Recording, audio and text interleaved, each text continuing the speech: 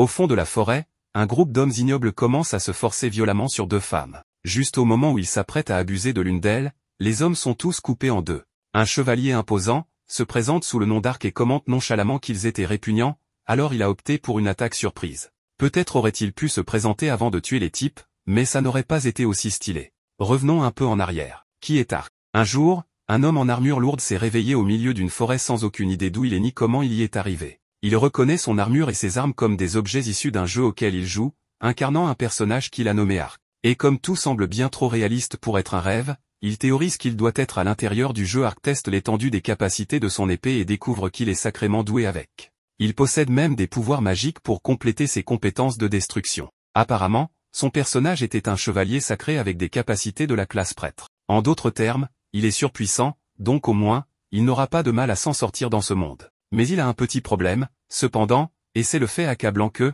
peu importe où vous êtes, le capitalisme règne en maître, et Arc n'a ni nourriture ni argent. En voyageant, il teste ses différentes compétences et s'amuse en le faisant.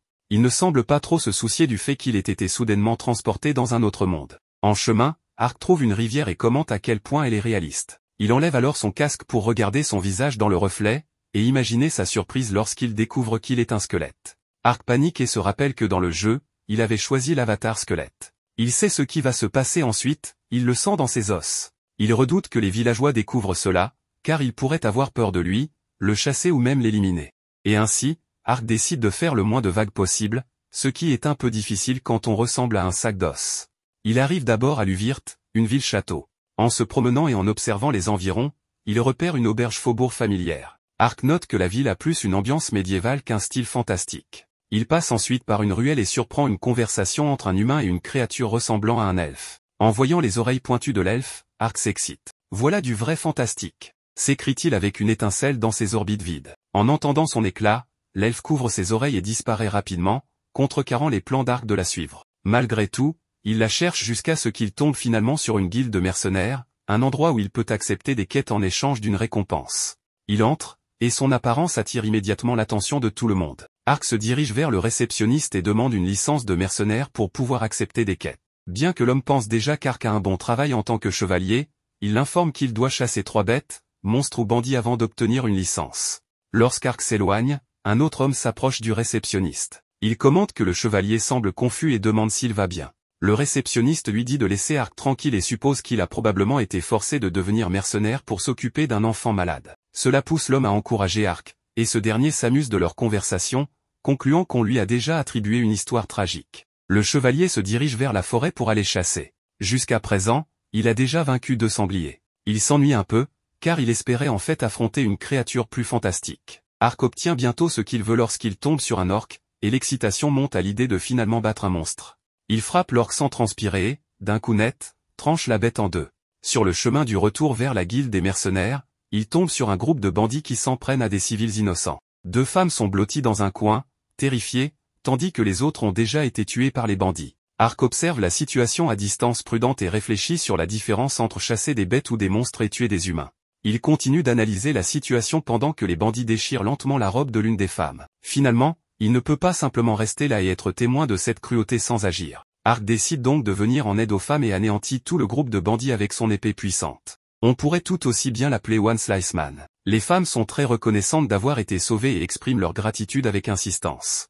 L'une des femmes est Lorraine Lareya du Lavierte, de la famille Lavierte, et l'autre est son assistante, Rita. Rita lui demande s'il est un chevalier au service d'un seigneur. Arc ne peut pas répondre à cela, car dans le jeu, son personnage était maudit malgré son statut de chevalier sacré et est en quête d'un remède pour lui-même. Il leur dit plutôt de se couvrir, car leurs vêtements ont été déchirés par les bandits. Arc se charge ensuite de se débarrasser des corps des bandits en les brûlant, et pendant qu'il fait un barbecue improvisé, il se surprend de ne ressentir aucune culpabilité. N'a-t-il pas juste ôté la vie à d'autres humains? Peut-être est-ce parce qu'ils étaient des méchants? Il jette rapidement un coup d'œil aux femmes, et après s'être assuré qu'elles ne font pas attention à lui, il décide de piller les bandits. Avec cela, ils retournent ensemble en ville à Luvirte. Pendant qu'ils discutent entre eux, Lorraine fixe Arc avec de grands yeux, ce qui le rend nerveux. Arc se rend ensuite à la guilde des mercenaires pour présenter les corps du monstre et des bêtes qu'il a vaincus, choquant le réceptionniste qui ne pensait pas qu'il pourrait accomplir l'épreuve en une seule journée. Et ainsi, Arc obtient sa licence de mercenaire, ainsi qu'une pierre unique provenant de l'orque qu'il a battu. Pour célébrer ses triomphes de la journée, il mange et boit à sa guise. Mais où est-ce qu'il va stocker tout ça? La journée touchant à sa fin, Ark conclut enfin que tout cela n'est pas un rêve. Il est bel et bien un sac d'os dans un autre monde. Et malgré cette aventure intimidante, il ne peut s'empêcher d'anticiper les quêtes qu'il vivra le lendemain. Seona, une mère célibataire dévouée, se réveille à l'aube chaque jour pour travailler sans relâche pour ses 2 enfants, Marka et Elina. Inquiète pour le bien-être de sa mère, Marka rédige une demande d'emploi pour chercher de l'aide. Ark répond à cette demande et accepte d'accompagner quelqu'un pour récolter des herbes. Après être arrivé à Rata Village, la destination de la mission, Ark reçoit des indications du gardien pour se rendre chez Seona. Lorsqu'il frappe à la porte, Marka répond alors qu'elle et Elina prennent leur petit déjeuner. Dès que Marka rencontre Ark, elle est stupéfaite par sa carrure imposante. Il révèle qu'il a accepté leur annonce de travail du Mercenary Guild, la laissant momentanément sans voix. Un flashback révèle alors comment Ark a interagi avec la réceptionniste de la guilde, qui lui a conseillé d'être doux avec la cliente. Revenant au présent, Ark est invité à prendre du thé pendant que Marka demande s'ils peuvent commencer tout de suite. Ark accepte, et Marka se prépare pour la tâche à accomplir. Pendant leur voyage pour récolter des herbes, Ark informe Marka qu'ils devront protéger le village des sangliers aux crocs, qui ont causé des problèmes dans la région.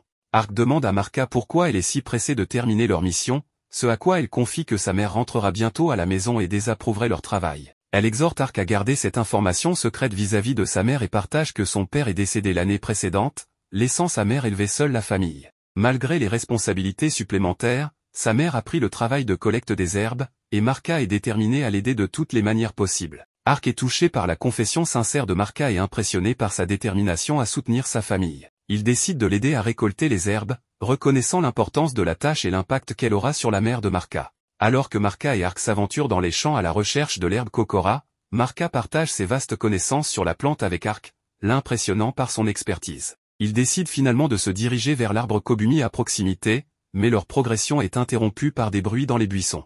En enquêtant, ils découvrent un monstre vert blessé, doté de plusieurs queues. Alors qu'Ark tend la main pour aider, la créature mord son doigt. Cependant, au lieu de riposter, Ark utilise sa magie de guérison pour soigner la blessure du monstre. Fou de joie, la créature gambade autour d'Ark, le suivant de près. Marka suggère qu'Ark donne un nom à la créature, et après quelques réflexions, Ark opte pour le nom Ponta. Au village, un chasseur est visiblement troublé par une étrange vision qu'il a rencontrée dans la forêt, différente du sanglier au croc habituel qui rôde dans la région. Pendant ce temps, Seona arrive au village et apprend du gardien que Marka était parti pour la forêt en compagnie d'un chevalier. Pendant ce temps, Ark et Marka découvrent l'arbre Kobumi. Marka devient excité car l'arbre est en pleine floraison, mais sa joie est de courte durée lorsqu'un basilic géant surgit derrière l'arbre. Ponta semble agité autour de la créature, ce qui amène Ark à soupçonner qu'il s'agissait du même monstre qui avait causé la blessure de Ponta. Alors que le basilic se précipite vers Marka, Ark agit rapidement et la tire hors de son chemin. Il parvient à esquiver son souffle empoisonné et à analyser ses schémas d'attaque tout en repoussant ses griffes paralysantes et sa langue semblable à un fouet.